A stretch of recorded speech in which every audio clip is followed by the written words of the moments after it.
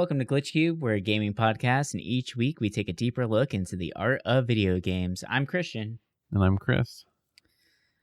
And oh man, I just really want to start out this episode first by saying thank you so much to the community for joining in on our little challenge, our little monthly challenge for January. Yes, thank you. Yeah, Joystick January is going fantastic, and there's so many people out there that are showing love and support of this, and just thank you guys so much. It means a lot to us. It's been a lot of fun seeing your guys' submissions for it, and it's really bringing back some memories for me, at least, of some of these games that I feel like I completely forgot about, and it's giving me some insight to games that I've never even played or heard of before. So it's been really awesome to see what you guys come up with. I don't know if you what have you thought about so far of this little challenge that we got going on? It's really fun. Like, I love these kind of things on social media because it's like you find things that you wouldn't normally ever think about or hear about, you know, especially when it comes to like some of the older things posted. Like, I'm looking at it right now, and there's been a few that I'm like, oh wow, like I didn't even know that existed. Or there's some that I remember playing, and when I look at like why it would, like what the theme of that day was, I'm like, oh yeah, that makes sense. Like, I get it, and it's really cool. I'm really enjoying it. It's fun. Yeah. So, and I mean, I said thank you to the audience and everyone, but I just really need to say thank you to you, Chris, like for actually setting this whole thing up. You created this from the ground up, and it's going really well. So, congrats. That's awesome. Oh, thank you. I don't know. I love community-driven stuff like this, and it's kind of what made me excited to even, start this podcast as well. So, yeah, I'm excited. I'm definitely trying to plan some more for the rest of this year. Different kinds. Not where it's just all questions, but I definitely want to do like theme weeks and stuff like that.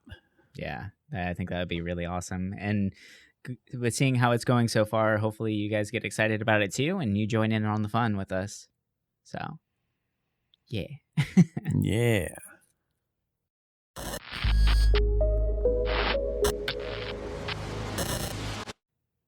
All right. So when it comes to gaming companies out there and developers, there's so many to choose from whenever you want to take a look at them.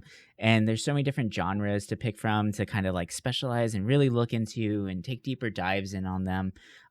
But for today's episode, if you can't guess from the title, we are going to be looking at id Software, which is a fantastic group that's been around for quite a while now. They were established, I believe, in 1991.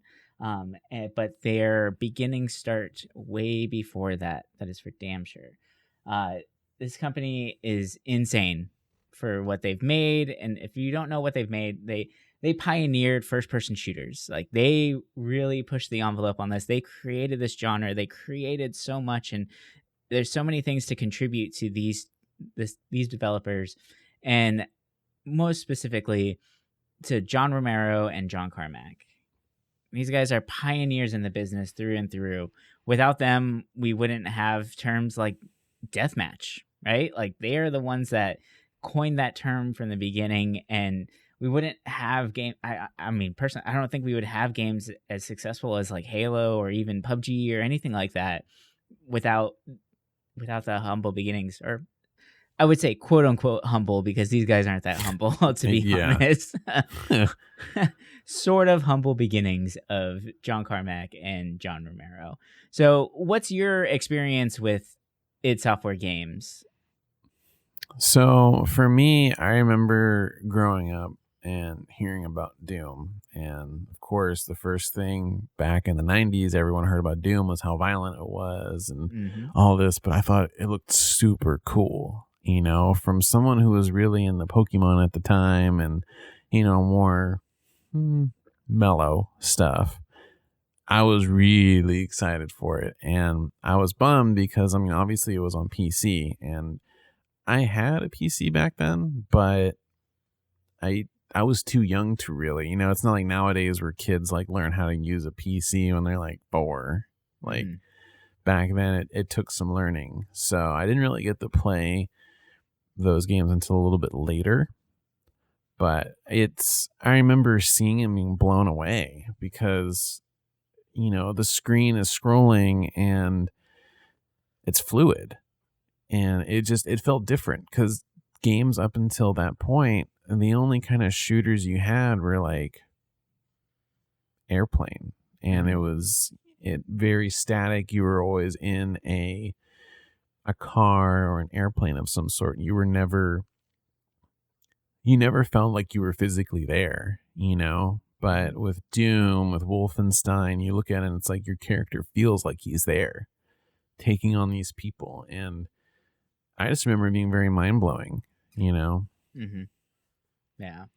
I mean, these guys, you mentioned violence in it. And if you guys aren't familiar with Doom, Doom is an incredibly violent game on purpose. That was their general idea. And these guys grew up in an age where like heavy metal was everything, right? And Hmm. they lived and breathed heavy metal and that rebellious attitude. And it shows through in all their work, from the sound design, the artwork, the weapons. I mean, their big iconic weapon is the BFG. And if y'all don't know what BFG stands for, is big fucking gun.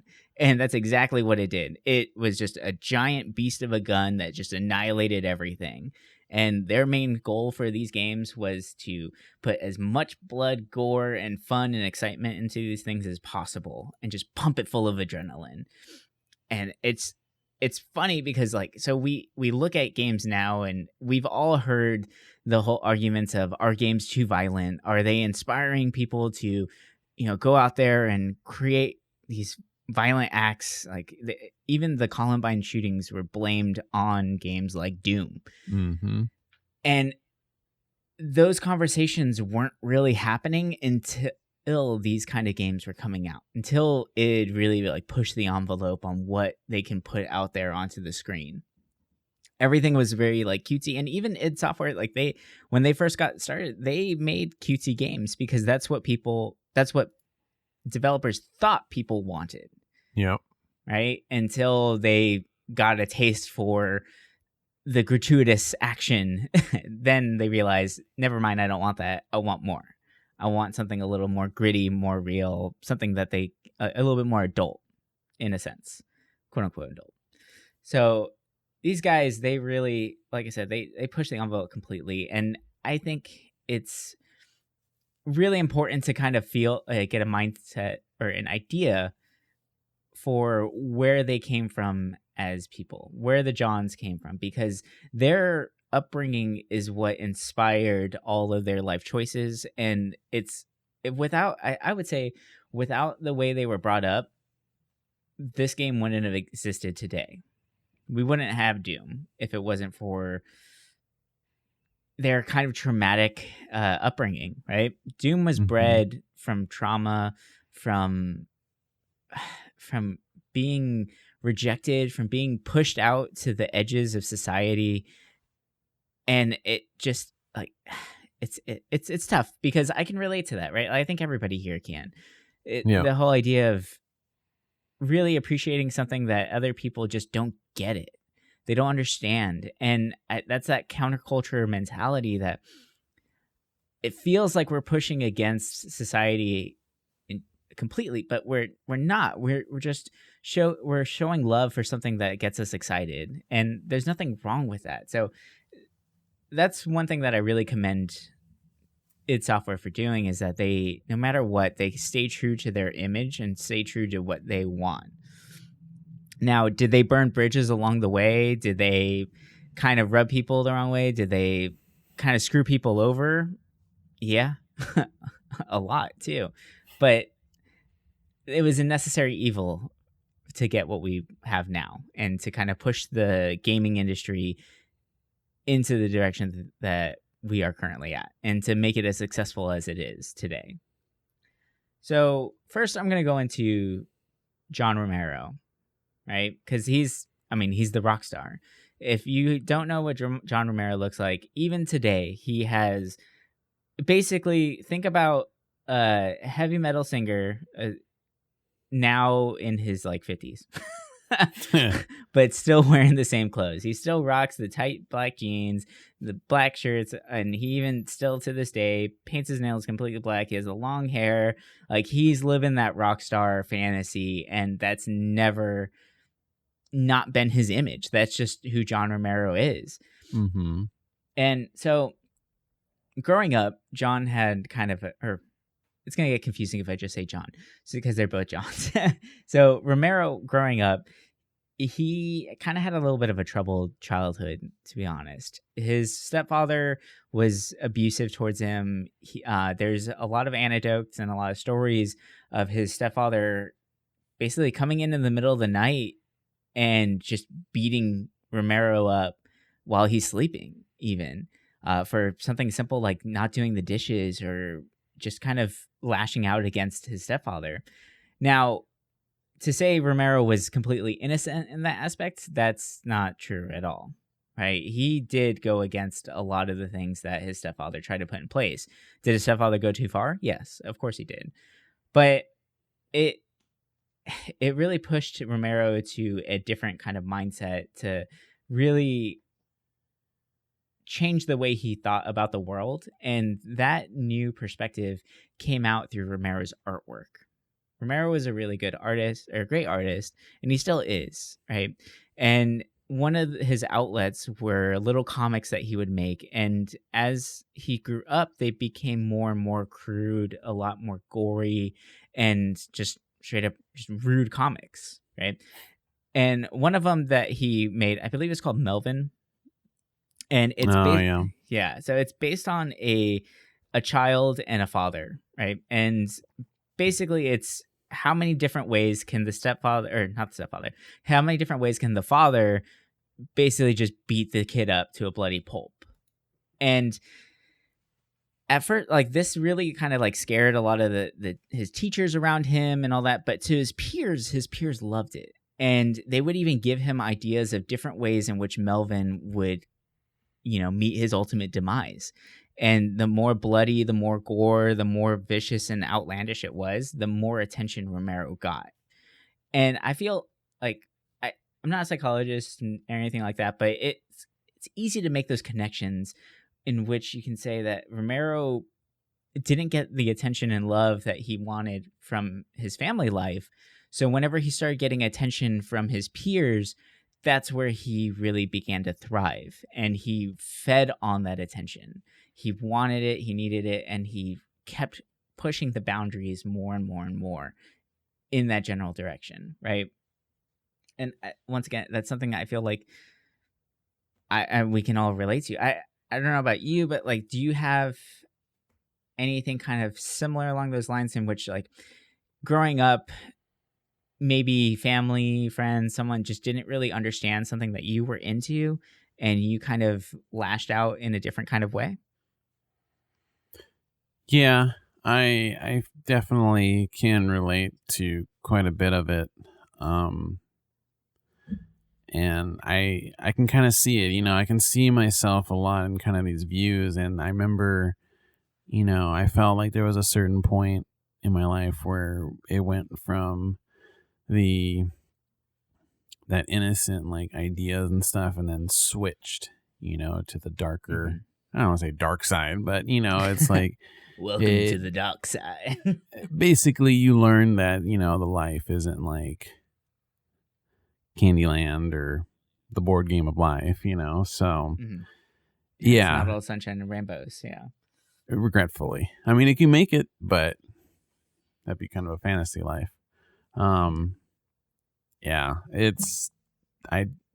definitely had a little bit of a Mm-hmm. rougher start. Yeah. So for a lot of people like that, and me, myself included, one of the things that Romero did was that he sought out different outlets to escape that reality that he was living in. One of them was through his art, and another one was through gaming in general, right? So he was a big gamer. He was really brilliant. He taught himself how to code whenever he was a very young child, and he just absorbed all that information, and he wanted more, and he needed more. But what I would say is probably the biggest influence on his work is Dungeons and Dragons. Dungeons and Dragons is a tabletop role playing game in which you can basically create the world around you and do whatever you want. And I think something like that really speaks a lot to people who've lived in an abusive environment where you need that general sense of escapism. You need that sense of control in your life, and being able to create an alternate reality, a different persona for yourself, interject your own ideals and stuff into this character and then control the world around you and bend it to your whim is, I mean, it's an appealing idea for sure. So that obviously helped inspire a lot of the things that Romero was into in his later years. So yeah. Now, Romero's only one part of this duo that created id Software, that created these games that we know and love today. And the other person that really, like, it's kind of hard to say this, but as much as Romero contributed to id Software, Carmack is the backbone. Carmack is the one who really made these things possible. Without him, there would be no id Software. There would be no game. And everyone in the company knew that. Everyone knew that they were replaceable, but Carmack wasn't. If Carmack decided to bow out, they knew they were done. And that's kind of a crazy thing to lean so much on one person. But during that time, that was just the way it was. It's Carmack's engines. And Carmack has a very interesting upbringing as well that I think really mirrors Romero's. And I think that's why they worked so well together in the beginning. Yeah. So Carmack, he had a minor speech impediment where apparently, supposedly, I haven't listened to many interviews on it, but like after every sentence, he would have like almost a hum after all of his sentences, where he would basically be like, "Oh, we really need to take care of this thing." Like, and it became like a weird like tick of his that people kind of were a little like confused by. And Carmack is a very analytical mind, right? He loves cars. He loves building, constructing, stuff like that. And I think that just really correlates well into him building these graphical engines that they built, that they were able to create games like Doom on. And as a child, he had kind of a torn up lifestyle where, to his surprise, his parents ended up getting a divorce, and he had to split his life between his mother and his father. And he really did not enjoy living with his mother at all. His mother didn't understand what he liked in life. He liked cars and he liked games and he liked programming, but his mom didn't understand it and didn't really support it. So he kind of rebelled in that aspect where, despite what his mother wanted or mother's wished, he continued on that same path and he never stopped. He understood computing and he just kept going on with it. And Carmack was an amazing, like, supposedly he's an amazing DM as well, or dungeon master for Dungeons and Dragons. So just like how Romero kind of leaned into gaming and Dungeons and Dragons, Carmack did the same thing. And apparently Carmack never played the game. He only dungeon mastered. He only created the worlds for other people to play in, which is really funny to think about, because when it came to making Doom and all these other games, he wasn't a gamer in that aspect. He didn't really, he got excited playing games and, you know, but he got more excited watching other people live in the world and pushing the boundaries of what computers could do. And really just setting up a world for other people to enjoy and live in. He needed that sense of control as well. And he got that from from the game engines that he built. So with these two guys together, these two guys, like Carmack, which is a analytical genius, and Romero, who is just a rolling ball of positivity, energy, and just excitement, the two of them ended up getting together and creating something amazing. And they just, like this duo is just so interesting because on the outside, I would never guess that these guys would even want to hang out, right? Like, Yeah, they're total opposites. but they have so many same interests in line, and I think their upbringing is what brought them together and gave us something as amazing as Doom is, right? Just it baffles my mind to think about, what they've made. It just it what Carmack is able to do with a computer, he is a true genius and a true artist in that sense. He made something out of nothing, right? You asked me a question earlier about what it would be like, or how difficult is it to kind of create like a graphical engine, right? Mm-hmm. And I'll say it again, I can't feasibly understand how to do that. And this is coming like I have a degree in game design, and that's just insane to me to be able to go from just basically nothing and build an entire engine to then be able to build worlds into. Like I can't like think about how to even start coding out building Unity, right? Because that's basically what he did. He built things like Unity and Unreal for every single game that they made and pushed the envelope further and further and further. So like that's just, I don't know. To me, that's just straight nuts. It's crazy how they created like a new code for every game they made. Like it's just you look at other companies, especially nowadays, and they just kind of use what has worked for them before and just change the sprites, change the looks, and it's basically the same thing. And I mean that's what a lot of people complain about games now, is that they all are very similar. Mm-hmm. And even though those games seemed kind of similar back then, they felt all very different. And it's wild. Yeah. Yeah, they definitely did not want to do the whole rinse and repeat model. That's for sure.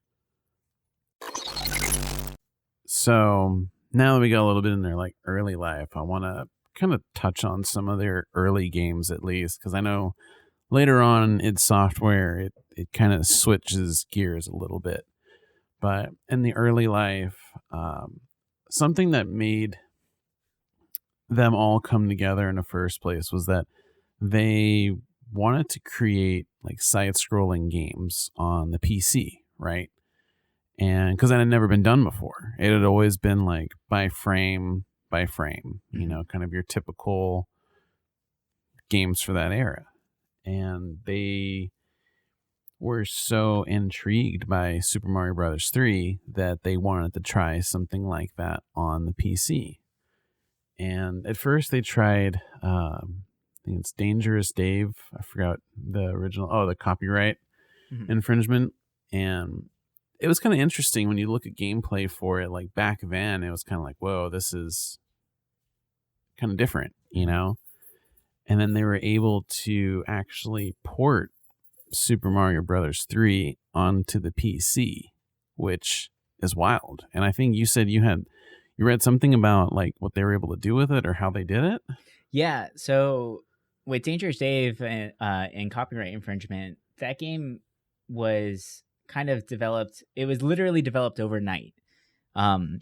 Romero had left for the night, apparently a little early, and they, I think it was Adrian. Adrian Carmack was another. It was the artist that worked with them, and yeah, same last name, but there's no relation between the two of those guys. But Adrian Carmack and John Carmack stayed up all night recreating or trying to figure out how to actually do smooth side scrolling on the PC, which at that point, like you said, wasn't heard of. And it's funny to think about now where PCs have like such a like they're so much stronger running games now, but before it was consoles. Consoles were the things that were able to run games smoothly, and now it's the opposite, which is hilarious. But back then, side scrolling was not heard of. It was very choppy. It was very frame by frame as far as the player went across the screen. So what Adrian and John did, John was able to figure it out quickly. Within, I think, the first 2 hours, he built the system out on how to properly side scroll. And then Adrian was there with him, and he would do freeze frames of Super Mario 3 and recreate all the art and tiles of this game. And in one night, they literally basically recreated Super Mario Brothers 3. And they put it on a little disc, and it said they wrote on it Dangerous Dave and copyright infringement. And they put it on Romero's desk for him to check out in the morning. And that's kind of where everything blew up from there. That was their big breakthrough. And it's crazy that they did all this on computers they were borrowing too. Yeah. The company they were working at. Yeah. Something interesting is that after they did this port, they tried to pitch that idea to Nintendo saying, hey, we can bring your game to the PC community, all of this. And Nintendo, of course, shot them down because, they want to keep Nintendo properties on Nintendo. Mm-hmm. And I mean, you even look at it to this day, Nintendo is very strict on just keeping Nintendo stuff there. Yeah. And not just that, but PC was not looked at as a gaming engine just yet. It wasn't. It basically was just for adventure games and, just kind of like typical, very niche games, I guess you could say. Mm-hmm. Whereas consoles kind of had that fast-paced, cool attitude look to it, right? Mm-hmm. And so after their idea was shot down by Nintendo, Apogee Software, or Scott Miller from it, was part of the group, I think if I remember right, that he would release like shareware kind of, right? So you would join this mailing service and you would get free games. Like it would be like the first, I think, couple levels free. Mm-hmm. And then if you wanted the rest of the game, you would have to call them and they would ship you the game on a floppy, and then you would be able to play the rest of the game. Kind of like an early version of a demo disc. And that's actually where their games started being spread out. Mm-hmm. I think their first major one was Commander Keen. Yep. Which is still like pretty popular to this day. Like people, I see it brought up, like the name in conversations sometimes about like retro platformers, and I personally haven't played one. It's been like on the back burner. Like I've always wanted to try it out because I mean it's brought up a lot. It's monumental for PC gaming. Yep. Hey everybody, just jumping in real quick. Just want to say, first of all, thank you for continuing listening, and obviously you're enjoying it because you've reached the middle of our episode. But before we continue on, we just wanted to remind you all that if you are truly enjoying what you're hearing and you want to learn some more about us, you can find us on social medias, and we have links in our description, and you can find me and all the drawings that I'm doing on Instagram at Kieran, and that's Keuran. What about you, Chris? You can find me at Sloppy Cube on Instagram. That's Sloppy and Cube at the end of it. I do all retro games or just games in general, so if that's your thing, check me out. You can also message me about ideas and anything because I love talking. Yep. We both really enjoy talking, obviously, because we are recording a podcast. So if you want to join in the conversation, please reach out to us on the Discord, and let's get right back into this episode.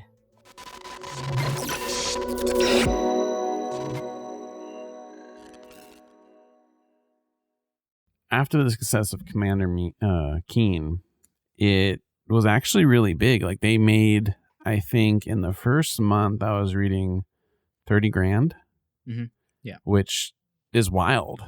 I mean, for a game that wasn't widely published or on consoles, that's insane to think about. Yeah, that was unheard of for shareware back then. Especially, yeah, for something that just gets spread through word of mouth, it's wild. And with that success, they wanted to start working on something more different, something to push the boundaries, right? Mm-hmm. Especially Romero and Carmack, they wanted to do something different. And the first kind of glance at that was between Wolfenstein 3D and there was one other one. I'll get the name up in a little bit. Mhm. But Wolfenstein was kind of the first big jump. And there was some controversy with it, not just with the imagery of it, but between the team. Mhm. Uh, Tension started going with Tom Hall because he was a big, I would say, hype man for Commander Keen. And he didn't really like the shift into violence too much Mhm. with Wolfenstein. And later on, Doom really pushed him over the edge. But Wolfenstein 3D was something mind blowing for the time. You know, you look at original shooters back then, a lot of times you were in a car, you were in an airplane. You always were kind of in something. It was never just you. Right. And they were able to change that up. Like you would see your little gun there and it's like, oh my God, that's me. Like I'm in this building. And it's wild looking back at it. And I've replayed Wolfenstein just to see like how it's aged. And you know, surprisingly, those old first person shooters, like they still play well to this day. You know, they feel very arcadey and they feel good. Mhm. And it's crazy for them to think of something like Wolfenstein. Well, I mean, those games are built like a tank, right? Like it's simple. I think that's what's like the beauty of those older first person shooters is the fact that like it kind of plays into the idea of design by subtraction. They didn't have the time or the resources to put in all the extra fluff that can make a game feel aged or dated, right? They only Mm-hmm. had the amount of time to put in what was necessary to make the game fun. And it shows through like Wolfenstein, Doom, like those games still hold true and they're still fun to play now, even though they were made in like 1992 and 1993, right? Like they're older games. Like so you would think that they wouldn't hold up to today anymore, but they still do. And I mean they're awesome. Oh yeah. The game I was thinking about that I think was before Wolfenstein was called Catacomb 3D. Mm. And That's that's actually actually one of John's pet projects. He made that before he came into id. yeah. Mhm. And that's actually where they got the idea because when you look at it, you're a magician running through the same style of map, right? Going through a tower and you just see a hand on the screen Mhm. and you're casting magic from it and it felt like you were there, which was different for the time. And it's crazy to see the evolution from Catacomb 3D to Wolfenstein 3D. Mhm. Even though they look very similar, it's really crazy the jump, honestly, to have this vision all the way back then. Yeah. Yeah, those guys it's crazy. I thought it was kind of funny too that even back when Wolfenstein 3D came out, how Nintendo came back to them and was like, "Hey, we want your game on our console." Mhm. And that was kind of like their first jump onto console life. Even though, of course, they edited the game, Mhm. for some reason, the only things they really changed were instead of shooting dogs, you're shooting rats, Right. which I don't really understand the point of that. But yeah, I mean, aside from that, that's all they really had edited. Yeah. And you had mentioned so the how Tom Hall wasn't really into the idea of pushing into the violent aspect of gaming. Mm-hmm. Well, and he loved Dangerous Day or not Dangerous Day, but he loves Commander Keen through Mm-hmm. and through. And that really kind of shows the time period as well. During that time, a lot of the games were more cutesy in nature, right? And Yep. Commander Keen was no exception. And it's funny to see what id Software made before what they're like really known for. Like they're known for the like crazy violence and all that. They were making cutesy games, and this just like it's funny how the tension seems to have started there, and it's so early into the lifespan of id Software, and it was between Adrian and Tom. Adrian hated drawing these cutesy characters. He absolutely despised it. And Adrian actually, I believe he worked in a hospital, and he would scan in pictures of traumatic events. So Huh. he scanned, like his job was to scan in like broken bones, lesions, like all kinds of just injuries, and he would draw all that stuff out. And he was fascinated with that kind of, I guess you could say, sort of like violent artwork. And him having to draw like a cute pizza slice or like adorable aliens dying and popping out of existence, he absolutely hated doing it. And it just, it really started like rubbing him the wrong way from the very beginning, but luckily he stuck with it and stuck with id to then be able to make games like Doom, because Romero was really into the violent artwork himself. So they both jumped on the idea of making something gory and violent as soon as they possibly could. But with Tom, he wanted to continue making the Commander King games because they had an obligation to their developers at that time. Like they were Mm-hmm. still working for a company, right? And I think this is what really started to push them to go independent. And I think the rejection from Nintendo was that like final straw that said, well, screw it, we're going to go do our own thing, right? And Yep. one thing to like it's kind of crazy because they ended up having a meeting at one point with Sierra Online, which was a huge gaming company at that point, right? Oh yeah. And it still is. And Sierra actually offered them $2.5 million after Wolfenstein 3D came out to make their games, right? So that they would give them everything they need to make their games. And $2.5 million, that's insane. That's so much money. Like that's an Yeah. ungodly amount of money, especially for that time frame. And id Software being who they are, they actually said, well, we'll do it, but you need to give us $100,000 signing bonus, and then we'll join your team. And Sierra obviously was like, well, no, we can't do that. So it was like, okay, well, fuck it. We're just going to make our own thing. We're going to, like, it's worked for us so far. So we're just going to do it. And that just kind of like, they were all so young. Like they were in their early 20s. They were like 20, 21 years old at that time. So it just, the arrogance of youth is what really like pushed them to stay independent. And it just, yeah, it's ridiculous. But it allowed them to keep their image what they wanted. Right? Yeah. So take the good and the bad. They're literally like, the edgy. It reminds me of being like edgy in high school, young, rebellious, but they were able to carry that in a more professional landscape. So it was really interesting, because you think of especially developers and stuff back then, they're like super nerdy or reserved. So seeing these dudes in their 20s act all like brash and all that, it's different, it's crazy. Yeah, it's and insane. Yeah, I mean, once they finish Wolfenstein, it's really crazy the jump to Doom. I feel like, there's a lot of info out there on Doom, so I don't want to get like super technical on it, right? Mm-hmm. But it's really crazy, like how they were able to start that up. And you really start seeing the love of violence jump from Wolfenstein to that. Mm-hmm. And then after Doom, his later games, which I can probably touch on a little bit more because I love Hexen. Mm-hmm. I think that game is great.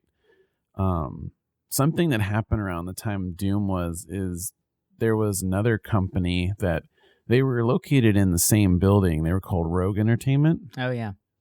And they used the game engines created by id Software.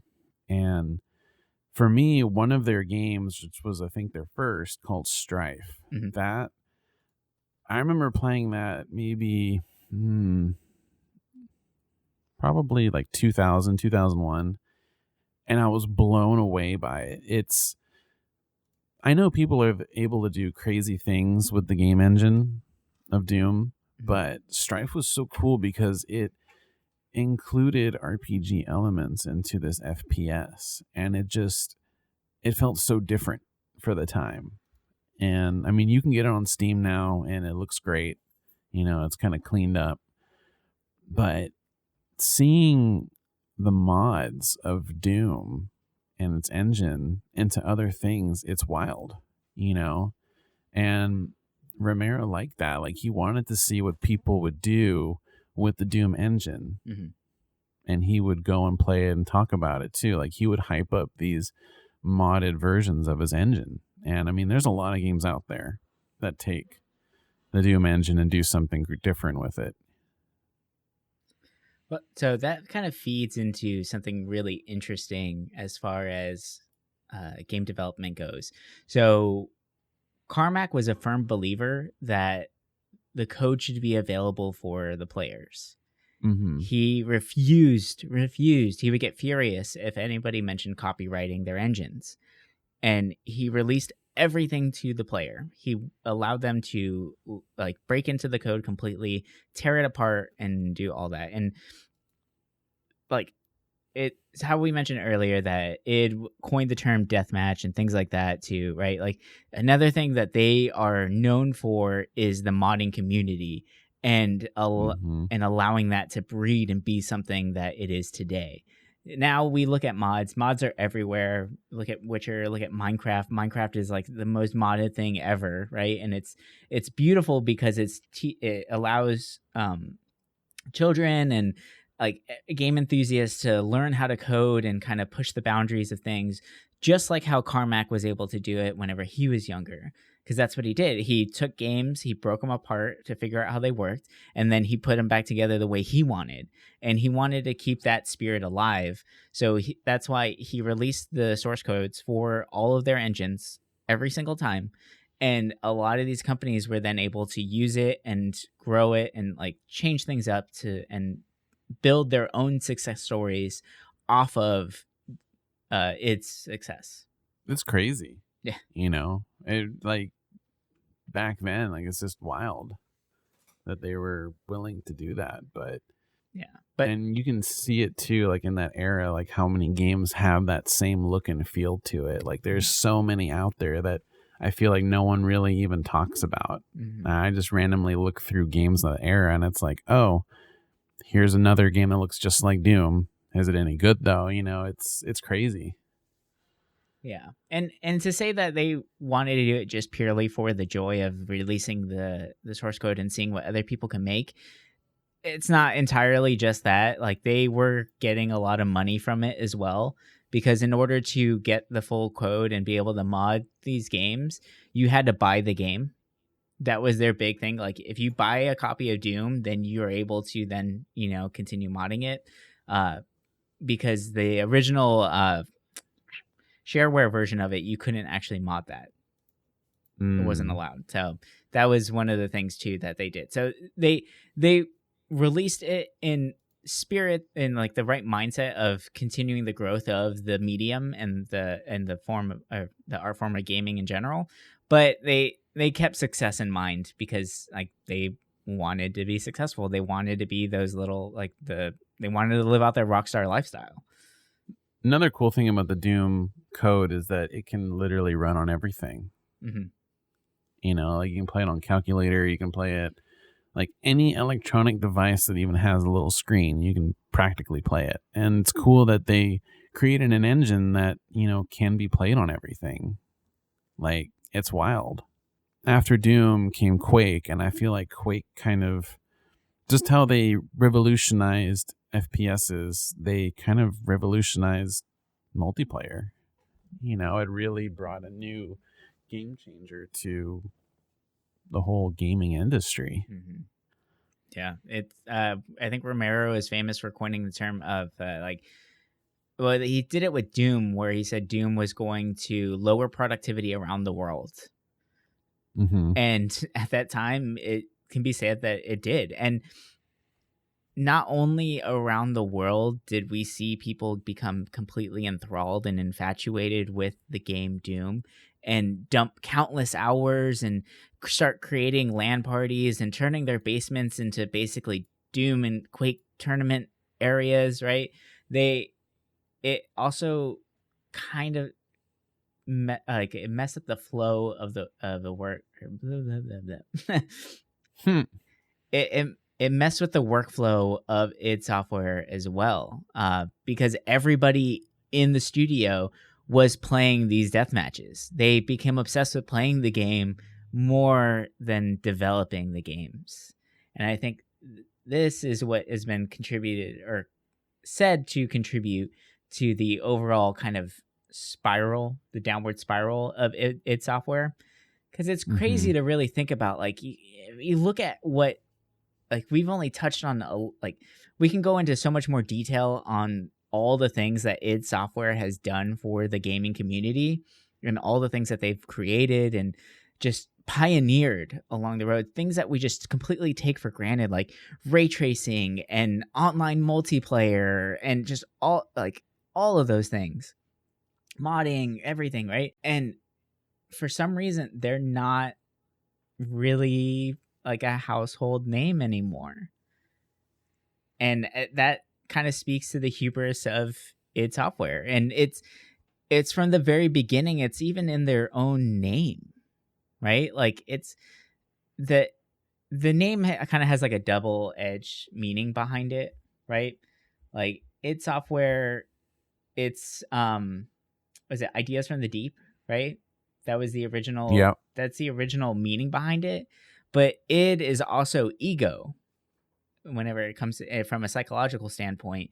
And these guys' egos really got in the way of their success. They could have been so much more if they didn't let their egos get in the way. And it's unfortunate to kind of see where this company has kind of fallen. Oh yeah. And it's something I found interesting with Romero too. And I know Tom Hall and the Carmack, they all kind of like split off and had other companies as well. I mean, Romero especially, like Ion Storm Mm-hmm. was one that he broke off with Tom Hall. And I mean, that's where Daikatana came from. And yeah, was it a good game? No. It was a mess. It took forever, and they were basically just trying to sell it based off of his name, Mm-hmm. like being on the cover, because they thought it would sell. And I mean, I remember hearing about it, but it was never, people didn't like it. Yep. And then another game that came out was Anachronics, which is actually really cool. If anybody wants an old kind of RPG, kind of turn-based, more like a Japanese RPG almost, with the turn-based kind of feel to it. Mm-hmm. It's actually a really good game. I feel like it's kind of a hidden gem for the PC. And then their last game for it was Deus Ex, which I mean that was a big game. Mm. But then that company fell through, and he just kind of kept jumping through different companies. And I mean, Romero has his own studio now. It's actually kind of interesting. He runs it with his wife. It's just a 2-person company from what I've read. Mm. And she just released her own game as well, the Empire of Sin. It's kind of like a XCOM strategy game set in the 20s. Mm-hmm. Kind of like an El Capone kind of look to it. Oh, cool. But yeah, so I mean, Romero's still out there making games. It's crazy. Like, it just feels like he never stops. I mean, this is his 9th game studio he's established in his career. Yeah, I mean, they found a passion in life and they held on to it. So yeah, it's crazy. And it's funny, like, so you mentioned Daikatana, right? And I have to really, like, I have to try, like, come back to their roots, right? And really look back at Dungeons and Dragons and how much that inspired all these early game developers, because Daikatana is actually like a legendary blade in Dungeons and Dragons, and it's like basically ultimate weapon all the way through and through, right?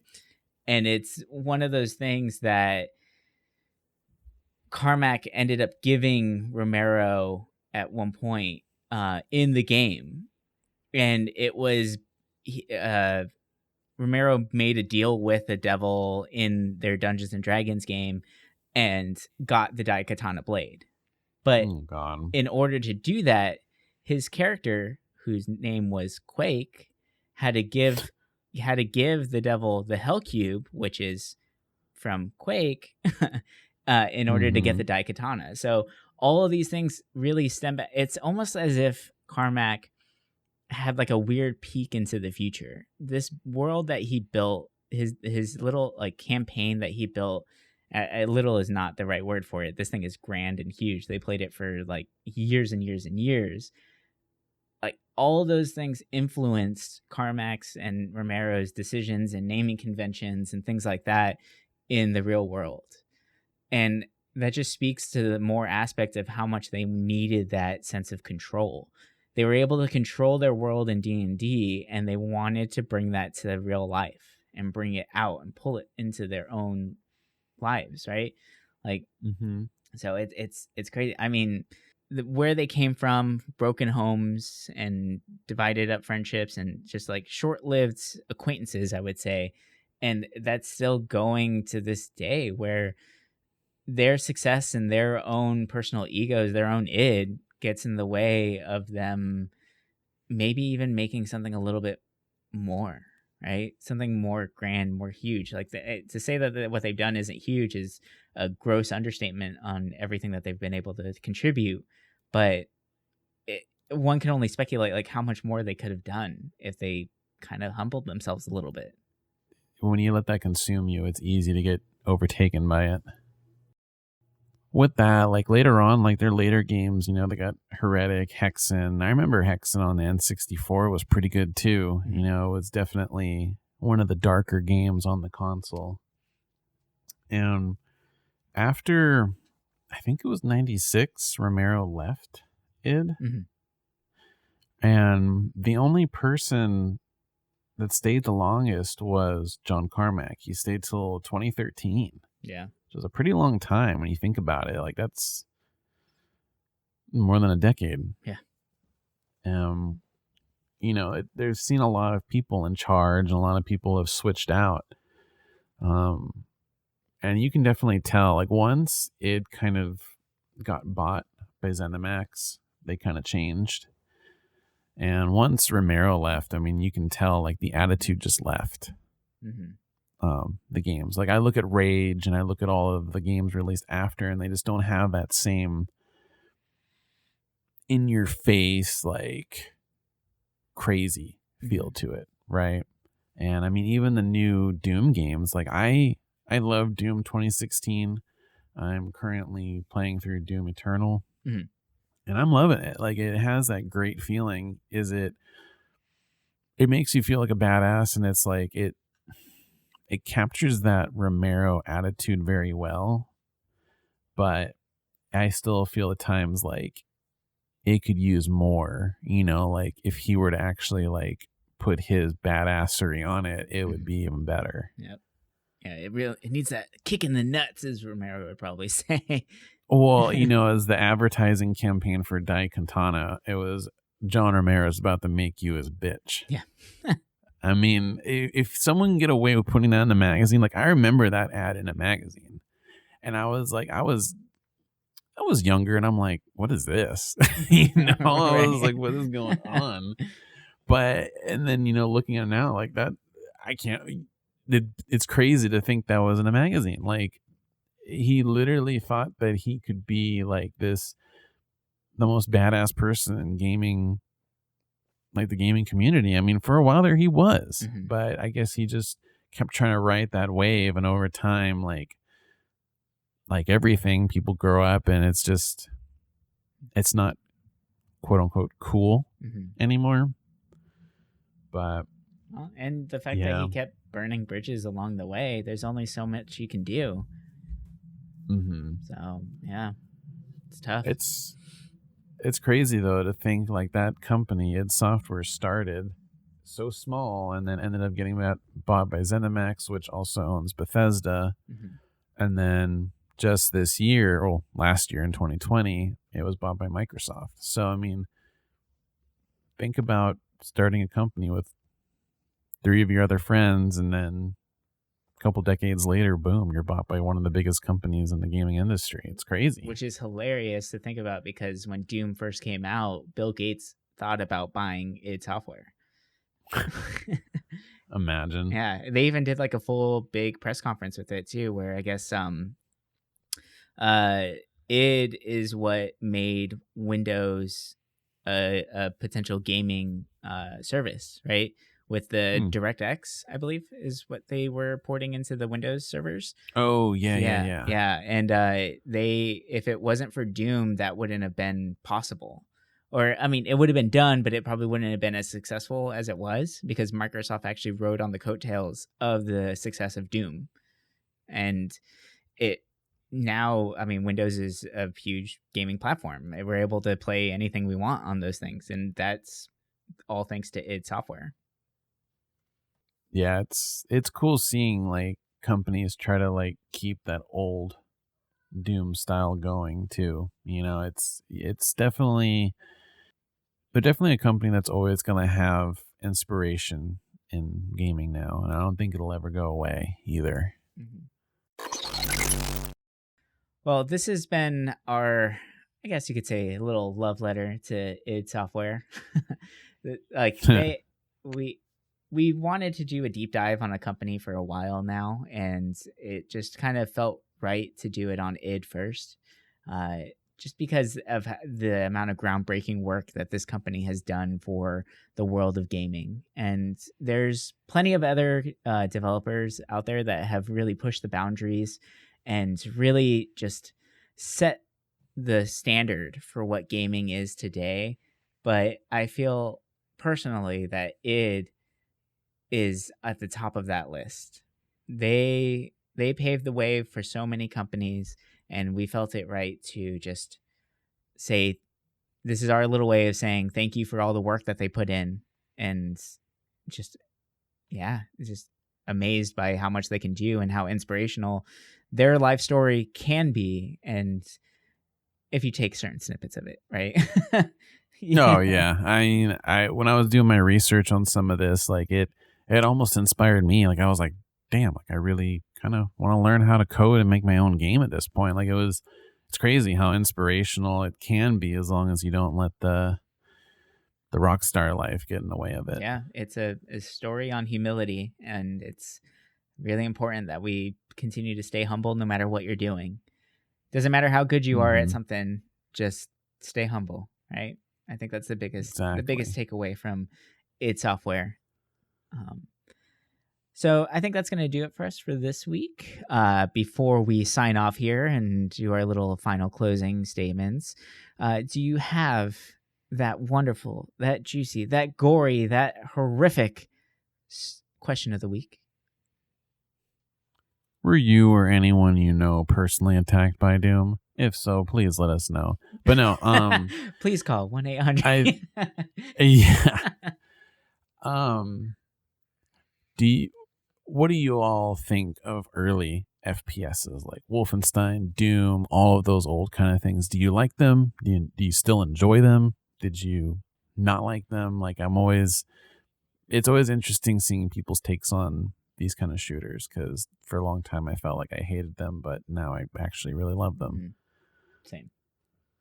All right. Well, thank you guys for listening. And if you want to join in the conversation with us, if you have ideas for new episodes for us, something that you want to hear us talk about, take a deeper dive in, or a company that you want us to look at so that you can get a little bit more information on them, let us know. Join our Discord. We have our links available in our descriptions, all that fun stuff. Check us out on Instagram. It's at the Glitch Cube for actually for the rest of this month. We're to check out the updates on our little monthly challenge, Joystick January, and any potential challenges that might be coming up in the future. You can also find me on Instagram. I'm at Kieran, that's Keuran, and I update my posts constantly with a bunch of artwork that I'm making. Where can they find you, Chris? You can find me on Instagram and Twitter at SloppyCube. I mostly just post a lot of games from my game collection, so expect to see a lot of that kind of content for the most part. Nice. All right. Well, thank you guys again for listening this week, and bye. Bye.